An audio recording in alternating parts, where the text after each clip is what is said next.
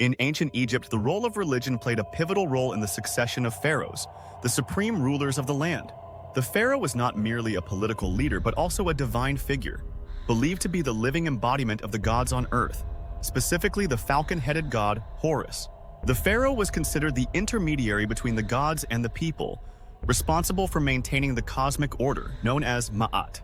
This concept of divine kingship was deeply rooted in Egyptian religion, and the succession of pharaohs was seen as a sacred process, guided by the will of the gods.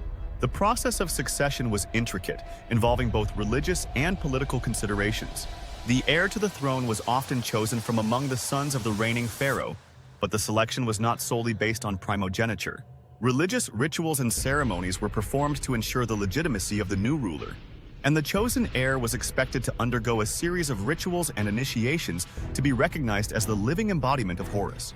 One of the most significant ceremonies was the Sed Festival, a ritual renewal of the pharaoh's divine power and legitimacy, typically celebrated after 30 years of reign. During this festival, the pharaoh would symbolically reenact the mythical struggle between Horus and his uncle Seth, representing the triumph of order over chaos and the continuation of the divine kingship.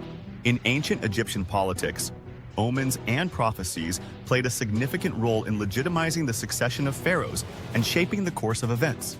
The priesthood, as the custodians of religious knowledge and interpreters of divine will, wielded considerable influence through their ability to interpret and invoke omens and prophecies.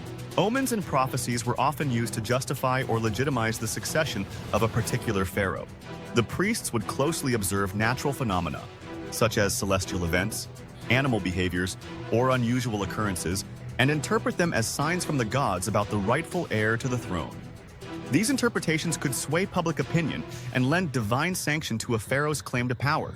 The priesthood had the power to manipulate or selectively interpret prophecies to serve their own interests or those of their preferred candidate for the throne.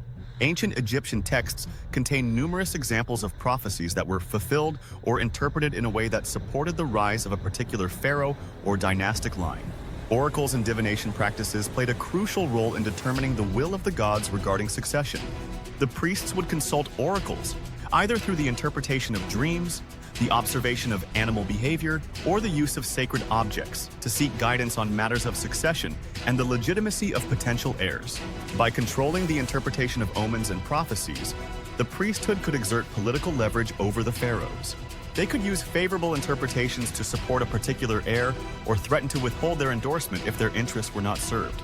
This power could influence decisions related to succession, policies, and the distribution of resources.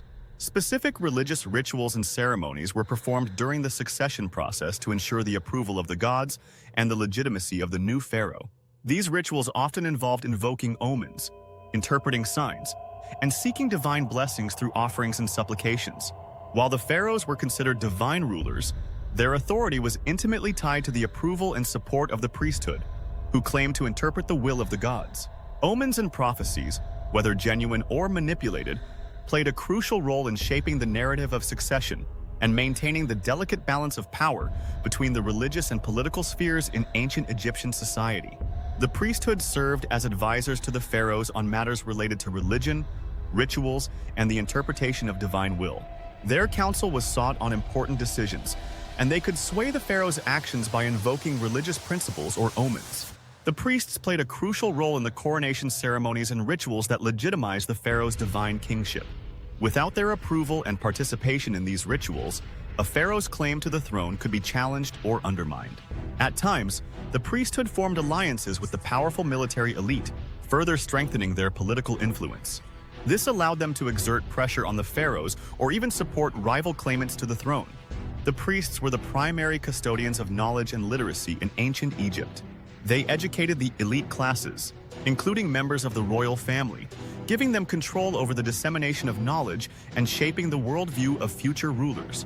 However, the balance of power between the priesthood and the pharaohs fluctuated throughout Egyptian history. Some pharaohs, such as Akhenaten, attempted to diminish the influence of the traditional priesthood by promoting new religious cults, while others, like Ramesses II, sought to appease and work closely with the powerful priests of Amun at Thebes. Throughout ancient Egyptian history, there were several noteworthy conflicts between pharaohs and the powerful priesthood, as the two vied for control and influence.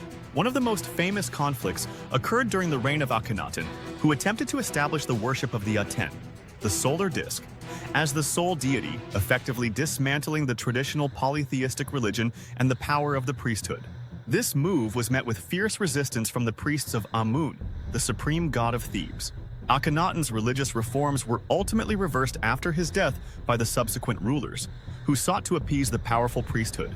During the Amarna period, when Akhenaten moved the capital to the city of Akhetaten, modern-day Amarna, the conflict between the pharaoh and the priests of Amun escalated. Akhenaten closed down temples, confiscated their lands, and stripped the priests of their privileges. This led to a period of upheaval and instability, as the priesthood's influence waned temporarily. Despite his military accomplishments and ambitious building projects, Ramesses II faced challenges from the increasingly powerful priesthood of Amun at Thebes. The priests amassed vast wealth and resources, challenging the pharaoh's authority. Ramesses II sought to appease the priests by lavishing gifts and building projects on their temples, but tensions remained throughout his reign. During the late period, the political fragmentation of Egypt allowed the priesthood, particularly the priests of Amun at Thebes, to accumulate significant power and wealth. They effectively controlled Upper Egypt and frequently challenged the authority of the pharaohs who ruled from the north. This period saw frequent conflicts and power struggles between the two entities. After the conquest of Egypt by Alexander the Great in 332 BCE, the Ptolemaic dynasty of Greek rulers faced resistance from the native Egyptian priesthood. The priesthood resented the foreign rule and the imposition of Greek culture and religion. Periodic revolts and uprisings occurred as the priests sought to preserve their traditions and authority. These conflicts highlight the delicate balance of power between the pharaohs and the priesthood in ancient Egypt. While the pharaohs were considered divine rulers, the priesthood's control over religious rituals, knowledge, and resources gave them significant leverage to challenge or influence the pharaoh's authority when their interests diverged. The intricate relationship between religion, political power, and the priesthood was a defining characteristic of ancient Egyptian civilization, and the priest's ability to wield influence over the pharaohs was a testament to the profound significance of religion in shaping the course of Egyptian history. In modern interpretations, the role of religion in the succession of Egyptian pharaohs has been the subject of much scholarly debate and analysis. Some historians have focused on the political and dynastic aspects of succession, while others have emphasized the profound influence of religious beliefs and rituals. There is a recognition that the intertwining of religion and politics was a defining feature of ancient Egyptian civilization, shaping not only the succession process, but also the very fabric of society. Despite the passage of time and the evolution of religious beliefs, the legacy of the pharaohs and their divine kingship remains a fascinating aspect of human history, offering insights into the intricate relationship between religion, power, and governance in one of the earliest and most enduring civilizations.